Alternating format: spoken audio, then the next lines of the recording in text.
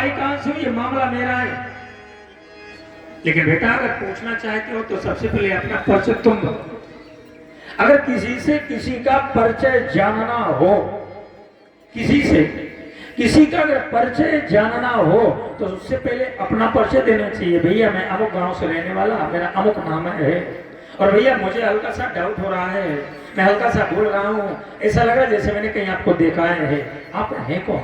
वो बेचारा बता देगा, अपना परिचय वो तुरंत बता देगा। और महाराज अपना परिचय दो नहीं, उससे पूछ लो भाई तुम कौन हो, कहां से आए हो, और शायद उसने भी कह दिया कि तुम्हें क्या लेना देना। ऐसा नहीं, अगर परिचय जानना है तो पहले अपना परिचय दे दो। मैं महाराज अमुक गांव से आया हूँ, अमुक गांव का रहने वाला हूँ, अमुक मेरा नाम है, पर भैया मैं थोड़ा सा भूल रहा हूँ, मैंने तुम्हें कहीं देखा है। आपका परिचय जानने की जिज्ञासा रखता हूँ।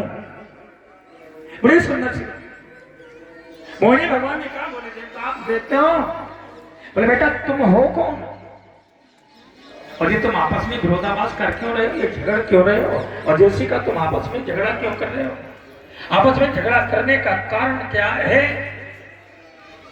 देवता और दैत्य दोनों ने कहा, बोले महाराज हम एक ही पिता के संतान हैं, मैया दो हैं, दिति और अदिति। दिति के गर्भ से जन्म हुआ है दैत्यों का, और अदिति के गर्भ से जन्म हुआ है देवताओं का। पिता एक ही है महाराज कश्यप, और जैसे का बोले महाराज पिता एक ही है कश्यप, हम महाराज एक ही पिता की संतानें हैं। क्षीर सिंधु का मंथन हुआ है, उस मंथन से अमृत निकलना था, अमृत तो निकला है, पर अमृत पीने की होड़ लगी है, पहले अमृत पान करेगा कौन, ये समस्या।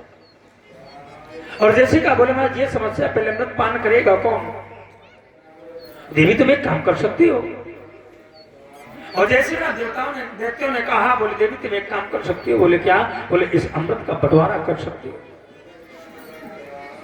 अब मोहिनी भगवान मन में सोचने लगे, बोले महाराज बंटवारा तो करने आए, और एक समस्या है महाराज, अगर मैं तुरंत कह दूंगी मैं बंटवारा कर दूंगी तो तुम्हें शायद विश्वास नहीं हो पाएगा, तो थोड़ा पहले विश्वास तो बना।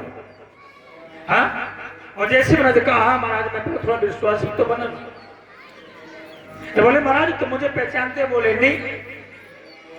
बोले फिर अनजान होने के बाद भी महाराज ये कलश मुझे दे रहे हो? देवता और दैत्य दोनों ने सोचा, बोले ये तो बहुत अच्छे हैं, इनके मन में अगर कूटनीति होती, इनके मन में कोई द्वेष होता, इनके मन में कोई राग होता तो महाराज ऐसा ये कहते ही। आज महाराज अमृत कलश दे दिया गया परमात्मा के हाथ पे, और जैसी परमात्मा के हाथ में दिया, परमात्मा ने वो लिया, तो परमात्मा कहने लगे, बोले बेटा बंटवारा तो करूंगा पर शर्त है, मैं बंटवारा तो कर दूंगी पर शर्त है। बोले कौन सी? बोले मैं पहचानती नहीं कि कौन सा दैत्य है कौन सा देवता। तो बोले अलग अलग पंक्ति लगा करके बैठ जाओ तो पता चल जाएगा कौन देवता कौन देवता। क्यों? क्योंकि दैत्यों को तो अमृत पिलाना नहीं, पिलाना तो देवताओं को। और अगर कह दें कि महाराज देवताओं को अमृत मिलेगा दैत्यों को नहीं, तो बात बिगड़ जाएगा। तो बोले बेटा पहचानता नहीं, अलग अलग पंक्ति लगा के बैठ जाओ तो पता चल जाए। एक पंक्ति पर देवता बैठ गए और एक पंक्ति पर दैत्य बैठ गए, और जिस पंक्ति पर देवता बैठे थे भगवान ने अमृत कलश का मुख उस पंक्ति की तरफ किया, और जिस पंक्ति पर महाराज दैत्य बैठे थे परमात्मा ने श्रीमुख अपना उनकी तरफ किया, और जैसे भगवान ने श्रीमुख अपना उनकी तरफ किया तो हुआ क्या था? ऐसा किया क्यों था? भगवान दैत्यों की तरफ देख रहे थे और देख करके मुस्कुरा रहे थे। मुस्कुराने से क्या होता है? बोले माया हास और बाहु दिगपाला, गोविंद का हंसना ही तो माया है, और गोविंद जैसे मुस्कुराए माया का प्रवेश हुआ। महाराज गोविंद का मुस्कुराना ही माया, गोविंद मुस्कुराए माया का प्रवेश हुआ, और जैसी माया का प्रवेश हुआ तो देव महाराज दैत्य जो है वो सब माया से वशीभूत होने लगे।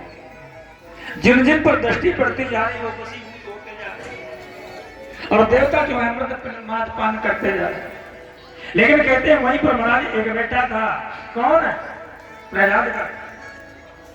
प्रहलाद का भांजा, विप्रचित दानव का बेटा, वो बेटा था।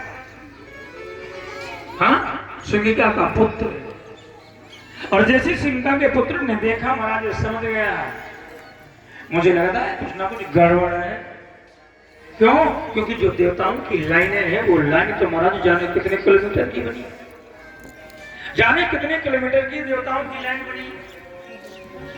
और महाराज ये अमृत कलश ही बहुत छोटा है, तो हमें लग रहा है महाराज ये अमृत तो देवताओं को ही नहीं मिल पाएगा, हमारा तो नंबर ही नहीं आएगा। तो उसने महाराज देवताओं का स्वरूप बनाया और स्वरूप बना करके देवताओं की पंक्ति पर बैठ गया। एक तरफ चंद्रमा बैठे थे, एक तरफ भगवान सूर्य बैठे थे, दोनों के मध्य में बैठा।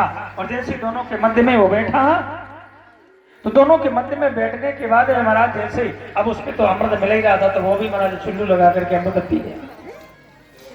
और जैसे उसने भी अमृत पान किया, लेकिन दोनों भास्कर और चंद्रमा दोनों ने भगवान नारायण से कह दिया, बोले परमात्मा ये देवता नहीं है, ये विप्रजित दानव का बेटा है, सिंगा का पुत्र है, प्रहलाद का भांजा है। भगवान ने सुदर्शन को आदेश दिया, सुदर्शन चला और उसको दो भागों में विभाजित कर दिया। दोनों भाग जीवित हैं। क्यों? क्योंकि अमृत में गुण है। मृत्यु से ग्रसा व्यक्ति अगर अमृत पान कर ले, मृत्यु कुछ बिगाड़ नहीं पाती, फिर तो पान कर गया। अगर 1000 टुकड़े भी किए जाएं तो 1000 राहु और केतु पैदा हो। और जैसे महाराज ये स्थिति हुई तो देवताओं को दैत्यों को आज पता चल गया। देवताओं को तो पता ही था, दैत्यों को पता चल गया। देवता कहने लगे, बोले भैया ये कोई मोहिनी नहीं है, अरे ये तो विष्णु है। जैसे सुदर्शन देखा ये विष्णु है, देवताओं का कार्य बनाने आए हैं। हाँ, और महाराज जैसी जानकारी हुई तो जानकारी के साथ में महाराज हुआ क्या, वहां पर भीषण युद्ध छिड़ा दोनों में महाराज। और वो जो भीषण युद्ध छिड़ा था उस युद्ध में देवताओं का महाराज विजय श्री प्राप्त हुई थी और दैत्यों का पराजय हुआ था। दैत्य पराजय स्वीकार करे थे महाराज। और जब दैत्य पराजय स्वीकार कर गए, पराजय स्वीकार करने के बाद विचार करने लगे, बोले महाराज अब करें क्या? अच्छा एक चीज होती